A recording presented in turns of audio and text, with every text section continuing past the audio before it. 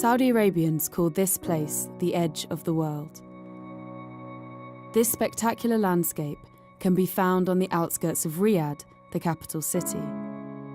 People like to come here because it's a very quiet area. Very fresh and clean air, far away from the city. Every time when I came here, I have the same feeling.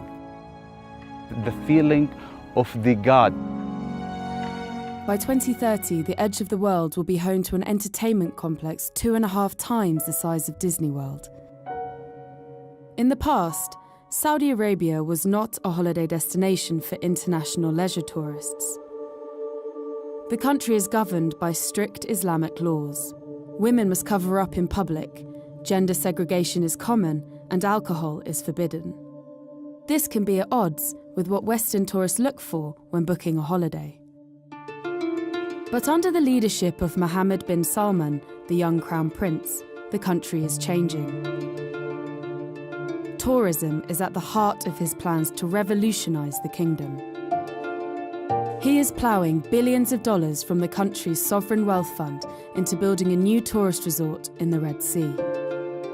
The project will cover 50 islands and 34,000 square kilometres, an area bigger than Belgium. There are separate plans for a futuristic eco-city and special economic zones stretching into Jordan and Egypt. The prince's ambitious plan aims to attract 30 million visitors by 2030, double the current number.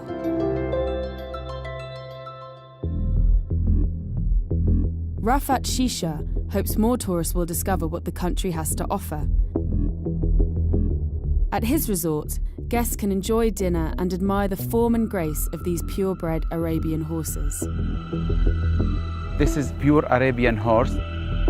This horse is purely from Saudi Arabia and from this area. Rafat's usual guests are visiting dignitaries, business people, and wealthy Saudi families. But soon, he could be welcoming foreign leisure tourists too. Because of the growth of the tourism business, I'm targeting all nationalities, all the people and all the family. The Crown Prince wants to diversify the economy, which is heavily dependent on oil. Hydrocarbons account for over 80% of the kingdom's government revenues. One way to diversify is to entice more tourists. The vast majority of visitors at present are religious pilgrims to Mecca. 15 million people visit the holy city each year. The annual Hajj is the biggest gathering of Muslims in the world. If some of them can be tempted to extend their stay and visit other sites, that will boost tourism.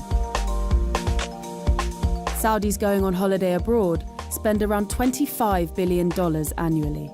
The prince wants them to spend more of that money at home. Such ideas are inspired by neighbouring Dubai. It is now the third biggest tourism city in the world, attracting a global clientele and contributing 20% to the country's GDP. They have relaxed many social rules and permit alcohol in resorts. You cannot compare Dubai with Saudi Arabia. Dubai is a city with one road, with 10 shopping malls and 100 hotels, that's it. In Saudi Arabia, we have the heritage. Saudi Arabia is the heart of Arab and Islamic world, is the hub connecting 3 continents. Visiting Saudi Arabia is a unique experience. Many Western tourists may be put off by such restrictions. It is unclear how far Mohammed bin Salman will be willing to relax social norms to attract Western tourists. Dress code is part of the social environment here in Saudi Arabia, in terms of men and females. So Saudi Arabia try to emphasize tourists and communicate with them what's proper for them to wear when they come and visit Saudi Arabia. The Crown Prince has a vision, but investing billions of dollars in luxury resorts is a gamble that might not pay off. Saudi Arabia will have to find a balance in appealing to religious tourists, Saudis, and those from farther afield. Saudi Arabia is largely untouched by tourism and is a mystery for many travellers. That alone is a reason to visit.